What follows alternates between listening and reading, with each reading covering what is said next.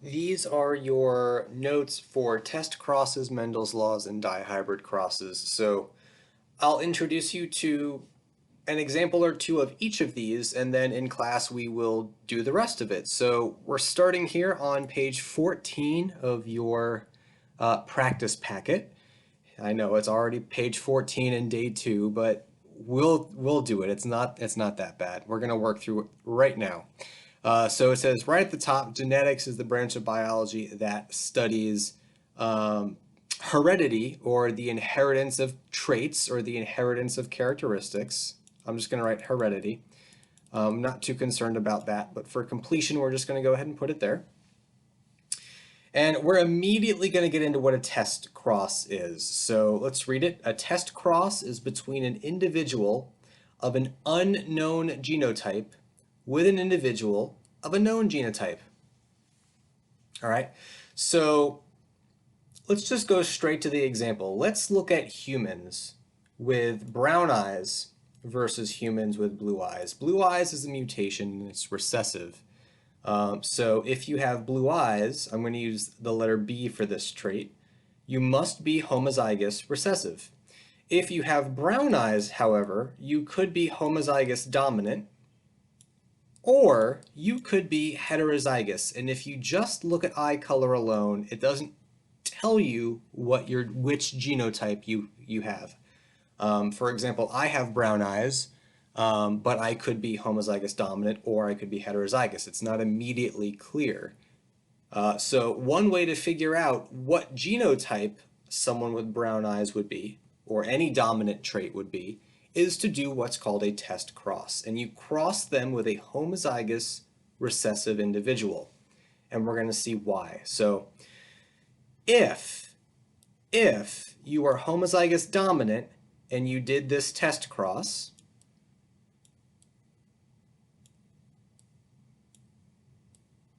remember, you're always going to cross with a homozygous recessive individual in both cases.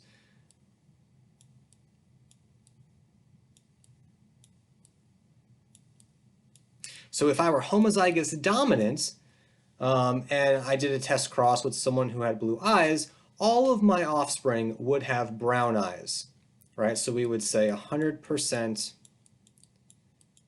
heterozygous for the genotypic ratio and 100% brown eyes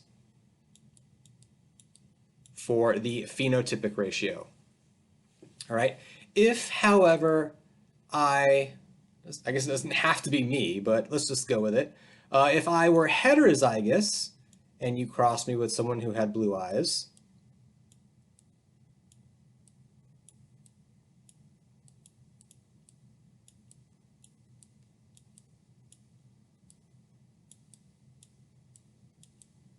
well then, half the time, one of my offspring, there's a 50% chance if I had a kid, that child would have blue eyes. So now it's 50% heterozygous, 50% homozygous recessive, and 50% brown, and 50% blue. So a test cross, basically, if you do a test cross and you get any offspring, any individuals that have the recessive phenotype, you know that the original parent must have been heterozygous, right? If I were homozygous dominant, it would be impossible for me to have any children with blue eyes.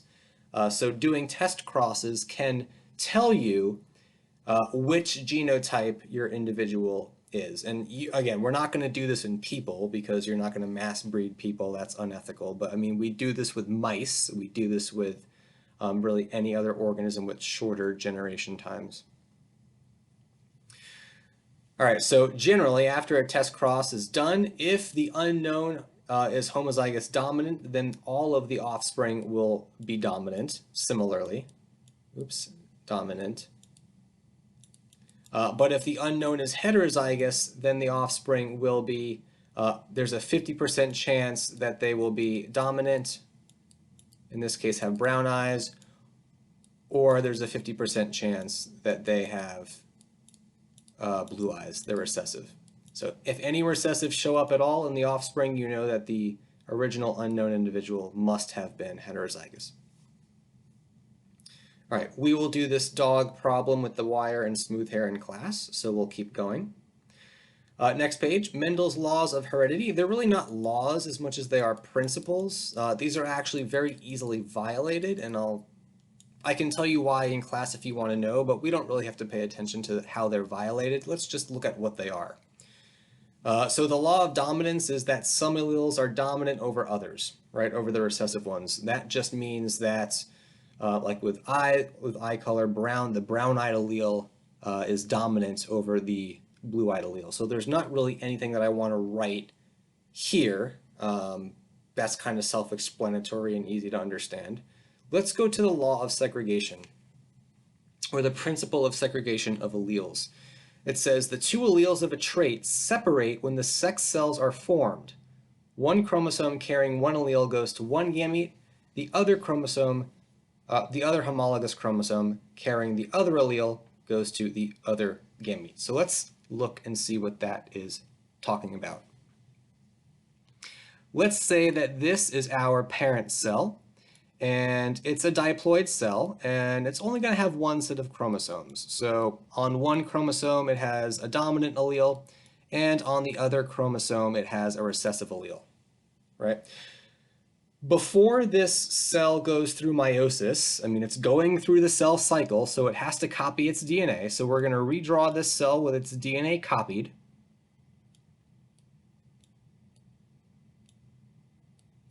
So one chromosome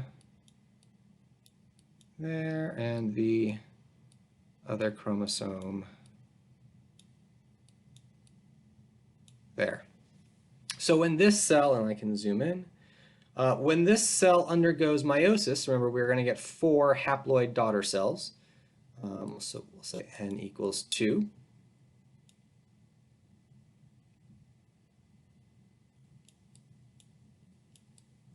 Remember, every centromere is a chromosome, so we've got 2 centromeres.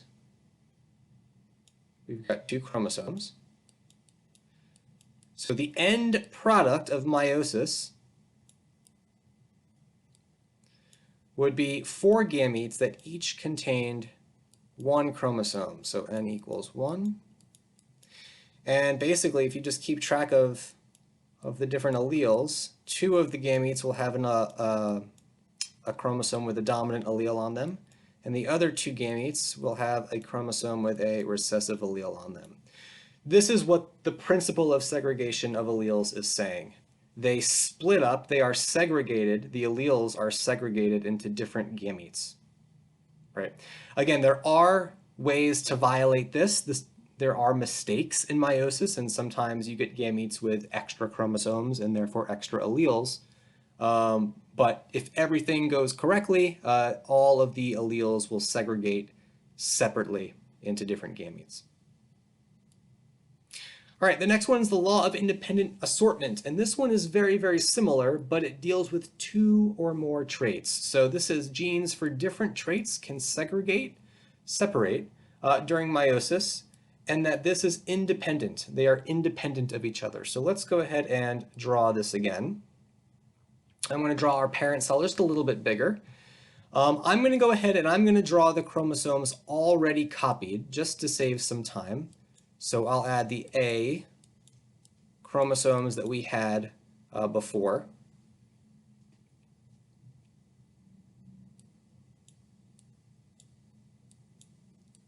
This one had recessives. And then I'm going to change color because we're going to, we're going to deal with, come on, different traits. So maybe this is for eye color, and let's do the blue one, I don't know, hair color.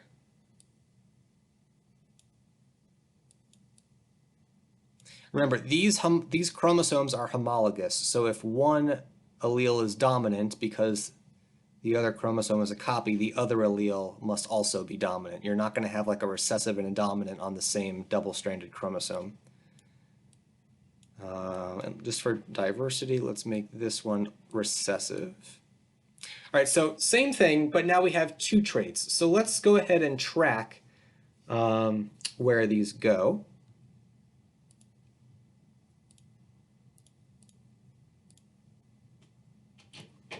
Let's go back to red. So here's our 4 daughter cells.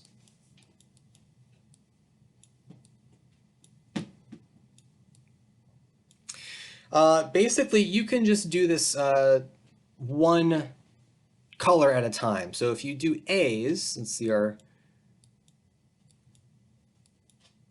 here's our A chromosomes that get separated into different gametes. That's not new. This is just a repeat so far. What is new now is what happens to this second trait. Oops.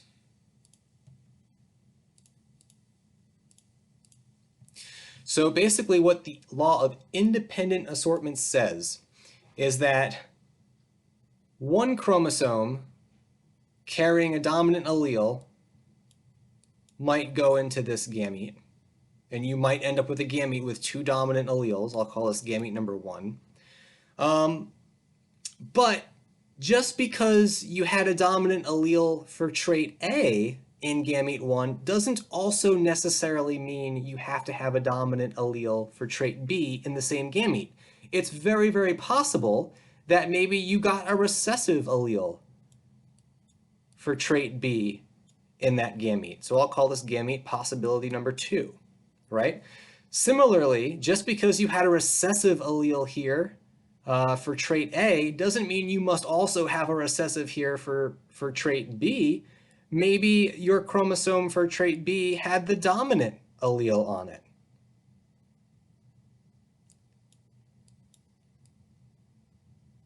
So basically what you're saying is, or what we're saying with this, is that it doesn't matter how the chromosomes separate for trait A, they're going to separate for trait B completely differently, completely independently. Sometimes you'll get gametes that have 2 dominant alleles in them, like we have for gamete 1. Sometimes you'll have gametes that have 1 of each, like gametes 2 and 3. And sometimes you'll have gametes like gamete 4 that has the recessive version of both traits, right? And this happens because the traits are on different chromosomes. As long as the traits are on different chromosomes, you're going to get independent assortment. Traits on different chromosomes. Again, there is a way to violate this, but we're not really going to go there. That'll be for if you have a personal question during office hours or something.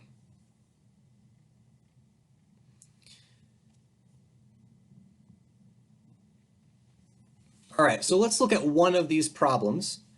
Or we can do a couple. So what gamete combinations are possible when the following groups of alleles separate during meiosis? Let's look at the first set here, right? And basically what we're going to do is we're going to try to find all the possibilities. So let me zoom in and zoom really in. So these are 2 different traits here. This, I'll say this is A number 1, A number 2, B number 1, and B number 2. So this A could end up in the same gamete as this B, and we end up with a gamete AB. Right? This A could end up in a gamete with this B, so 1 and 1, but in any case that gets us AB again. And the same here, right? A number 2 could end up with B number 1,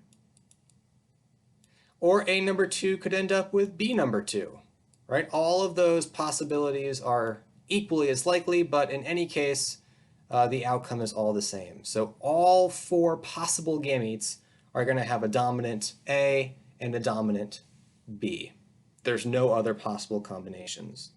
So let's look at some others. Let's go to the next. Right, this one's a little bit different. So you could have dominant A with dominant B and get this.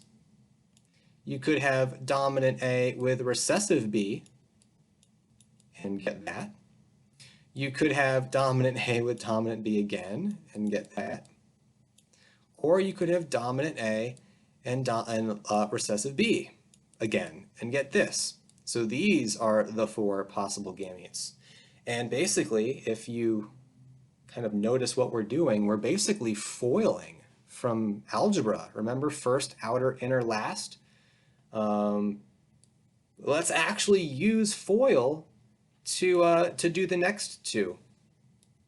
So I'm going to rewrite this like this. I think it's easier to see it when they're not on top of each other, when they're next to each other. So let's FOIL and figure out the possible gametes.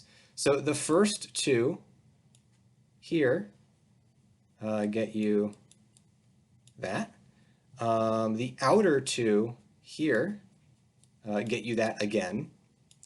The inner two here get you that. And the last two here get you that. So these are the four possible gametes when these are the parents. And in the last one, the most interesting one, again, we're going to FOIL, so I'm actually going to rewrite this differently. Get rid of that. The first two get you a gamete with both dominant. The outer two get you that. The inner two get you that. And the last two get you this. So in this cross, this is actually going to give you four gametes that are all different from each other. But that's how you figure out the possible gametes that could be formed.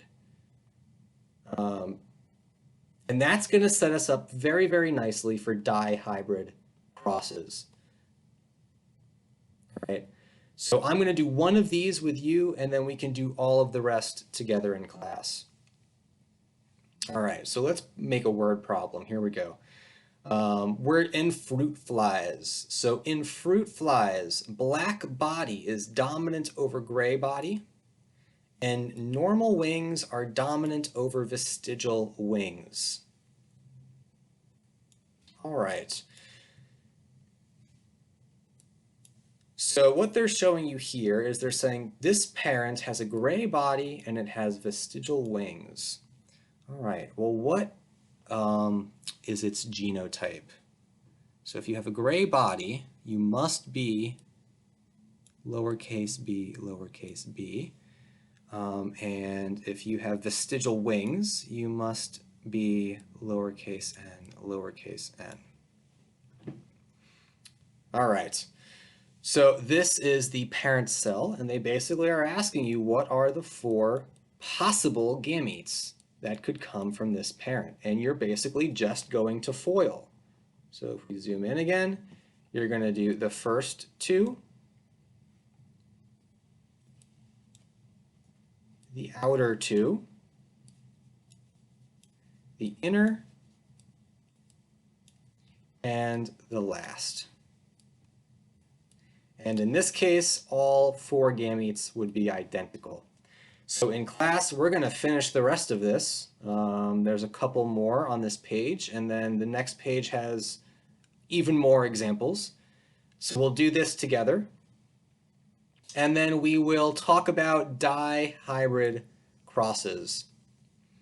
So we'll finish 16 and 17 in class, and then we'll pick up with page 18 in class as well. So I hope this helped, and I will see you then. And actually, now that I'm thinking about it, if you want to finish up page 16 and page 17 on your own, so that you come to class ready to start page 18 in dihybrid crosses, you would be in excellent shape. So I will see you then, and until next time.